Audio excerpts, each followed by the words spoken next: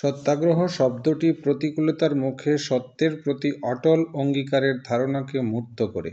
এটি অহিংসা প্রতিরোধের একটি শক্তিশালী দর্শন যা বিংশ শতাব্দীর গোড়ার দিকে দক্ষিণ আফ্রিকায় মহাত্মা গান্ধীর অভিজ্ঞতা থেকে উদ্ভূত হয়েছিল।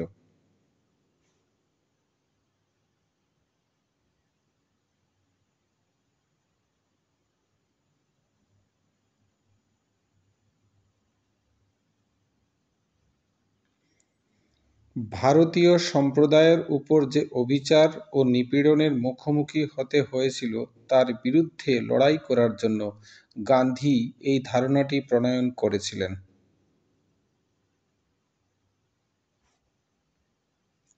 এই দর্শনের কেন্দ্রবিন্দুতে রয়েছে অহিংসা, সততা ও ঘৃণা ছাড়াই অন্যায়ের মুখোমুখি হওয়ার সাহসের নীতি।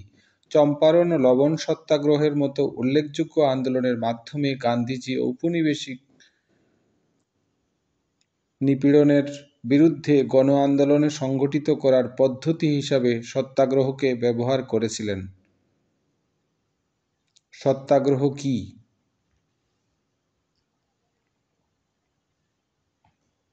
সত্যাগ্রহ শব্দটি দুটি সংস্কৃত শব্দ থেকে উদ্ভূত। সত্য যার অর্থ সত্য এবং আগ্রহ যার অর্থ দৃঢ়তা বা জেদ। সুতরাং সত্যাগ্রহের অনুবাদ সত্যের উপর জেদ। এই ধারণাটি প্রতিরোধের নৈতিক ও নৈতিক মাত্রার উপর জোর দেয়। এই পরামর্শ দেয় যে অবিচল এবং অহিংস থাকাকালীন সত্যের সাথে অন্যায়ের মুখোমুখি হতে হবে। সত্যাগ্রহ কেবল একটি কৌশল নয়, এটি এমন একটি দর্শনের মূর্ত প্রতীক যা ব্যক্তিতে নিপীড়নের মুখেও ন্যায় বিচার এবং ধার্মিকতা বজায় রাখতে উৎসাহিত করে।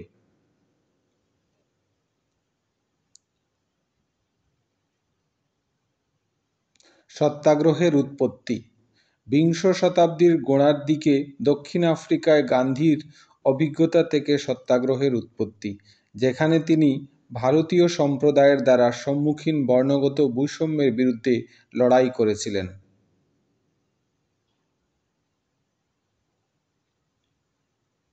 হেনরি ডেভিড থোরোর আইন অমান্যের ধারণা এবং লিও টলস্টয়ের অহিংসার পক্ষে সমর্থন সহ বিভিন্ন চিন্তাবিদদের দ্বারা প্রভাবিত হয়ে গান্ধী অহিংস উপায়ে নিপীড়ন প্রতিরোধের একটি পদ্ধতি হিসাবে সত্যাগ্রহকে বিকশিত করেছিলেন।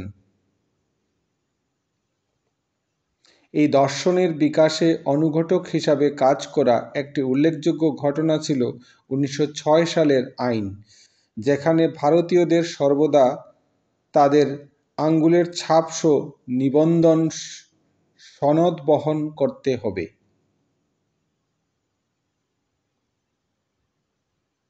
এই বৈষম্যমূলক পদক্ষেপের প্রতিক্রিয়ায় গান্ধী আইনের বিরুদ্ধে এই প্ররোচনা পরিচালনা করার জন্য প্যাসিভ রেজিস্ট্যান্স অ্যাসোসিয়েশন প্রতিষ্ঠা করেন।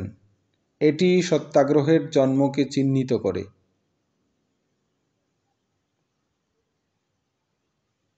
সত্যাগ্রহ নীতিমালা। সত্যাগ্রহের এই দর্শনের কেন্দ্রবিন্দু হল এই বিশ্বাস যে অহিংসা ও সততার মূল্যবোধ মেনে চলার সময় অবিচল অঙ্গীকারের সাথে অন্যায়ের মুখোমুখি হতে হবে।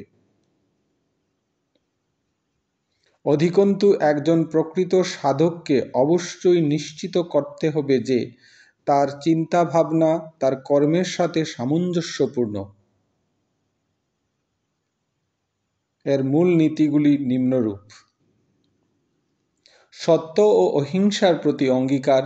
একজন সত্যাগ্রহী যিনি সত্যাগ্রহ অনুশীলন করেন তাদের কর্মে সত্য, অহিংসা ও নির্ভীকতার সাথে ধারাবাহিকভাবে লেগে থাকার সময় যা ভুল বলে মনে করেন তা প্রতিরোধ করার আশা করা হয়। সহযোগিতা প্রত্যাহার এবং বয়কট।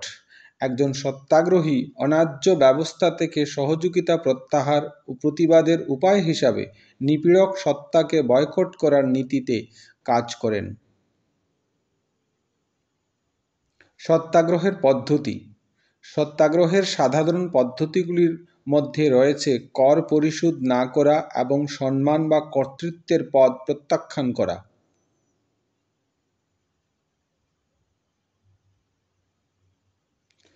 দুঃখ কষ্ট গ্রহণ একজন সত্যাগ্রহীকে অন্যায়ের বিরুদ্ধে লড়াইয়ের দুঃখ কষ্ট সহ্য করতে ইচ্ছুক থাকতে হবে। এই দুঃখ কষ্টকে সত্যের প্রতি তাদের ভালোবাসার প্রকাশ হিসাবে দেখতে হবে। ঘৃণার অনুপস্থিতি একজন প্রকৃত সত্যাগ্রহী অন্যায়কারীর বিরোধিতা করার সময়ও তাদের প্রতি কোনো বিদ্বেষ পোষণ করেন না। ঘৃণাকে সত্যাগ্রহের প্রকৃতির বিপরীত হিসাবে দেখা হয়। মন্দের বিরুদ্ধে প্রতিরোধ একজন প্রকৃত সত্যাগ্রহী মন্দের কাছে আত্মসমর্পণ করতে অস্বীকার করে, তার পরিণতি যাই হোক না কেন। সাহস এবং শক্তি সত্যাগ্রহ অনুশীলনের জন্য সাহস এবং শক্তি প্রয়োজন। এটি দুর্বল বা কাপুরুষের জন্য কোনো পথ নয়। গান্ধীর সত্যাগ্রহ আন্দোলন মহাত্মা গান্ধীর সত্যাগ্রহের প্রয়োগ ভারতের অন্যায় ও নিপীড়নের বিরুদ্ধে গণ আন্দোলনকে সংগঠিত করার ক্ষেত্রে গুরুত্বপূর্ণ ভূমিকা পালন করেছিল। এই পদ্ধতি ব্যক্তিতে অহিংস প্রতিরোধের মাধ্যমে অত্যাচারের বিরুদ্ধে দাঁড়ানোর ক্ষমতা দিয়েছিল। গান্ধী যে জনপ্রিয় আন্দোলনগুলিকে একটি পদ্ধতি হিসাবে সত্যাগ্রহ ব্যবহার করেছিলেন তার মধ্যে কয়েকটি নিম্নরূপ।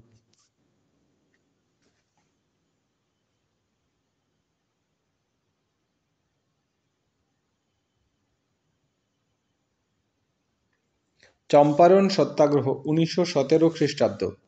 ব্রিটিশ নীল চাষীদের দ্বারা নীল চাষীদের শোষণের প্রতিক্রিয়ায় ভারতে প্রথম আইন অমান্য আন্দোলন চম্পারণ সত্যাগ্রহ শুরু হয়েছিল। গান্ধী এই সফল অভিযান পরিচালনা করেছিলেন, যার ফলে নিপীড়নমূলক প্রথা বিলুপ এবং কৃষকদের অধিকার আদায় হয়েছিল।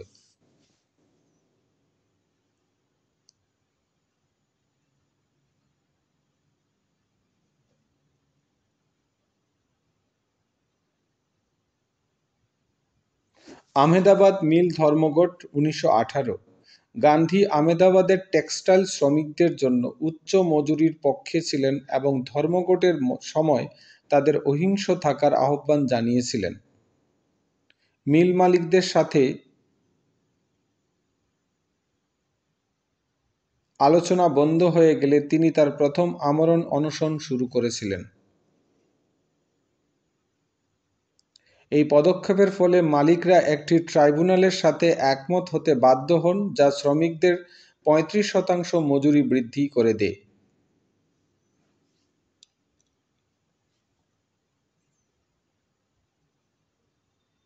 খেদা সত্যাগ্রহ 1918। খেদা সত্যাগ্রহের সময় ফসলের ক্ষতির কারণে কৃষকরা কষ্টের সম্মুখীন হন এবং কর দিতে অক্ষম হন। গান্ধী অহিংস প্রতিবাদের নেতৃত্ব দেন, যার ফলে কর আদায় স্থগিত করা হয় এবং ক্ষতিগ্রস্ত কৃষকদের জন্য ত্রাণ প্রদান করা হয়।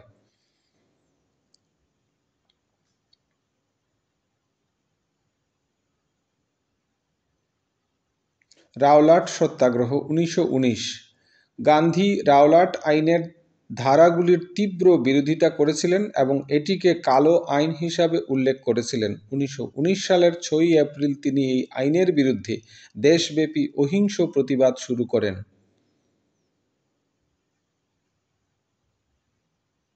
লবণ সত্যাগ্রহ 1930। আইন অমান্য এক সাহসী পদক্ষেপ হিসাবে গান্ধী সবরমতী আশ্রম থেকে ডান্ডি পর্যন্ত 240 মাইল পদযাত্রার নেতৃত্ব দেন, যেখানে তিনি এবং তার অনুসারীরা ব্রিটিশ লবণ আইনের অমান্য করে লবণ উৎপাদন করেছিল। সত্যাগ্রহের প্রভাব।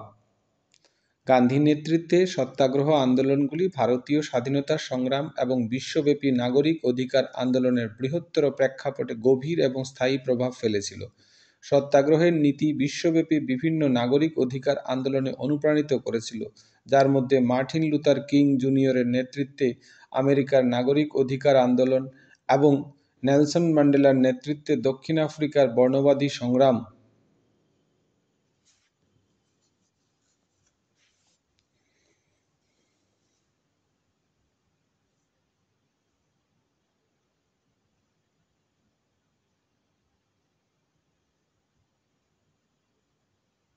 সত্যাগ্রহের উত্তরাধিকার আজও প্রতিধ্বনিত হচ্ছে, বিশ্বব্যাপী শান্তিপূর্ণ প্রতিবাদ এবং ন্যায় বিচার ও সমতার আন্দোলনের কাঠামো হিসাবে কাজ করছে।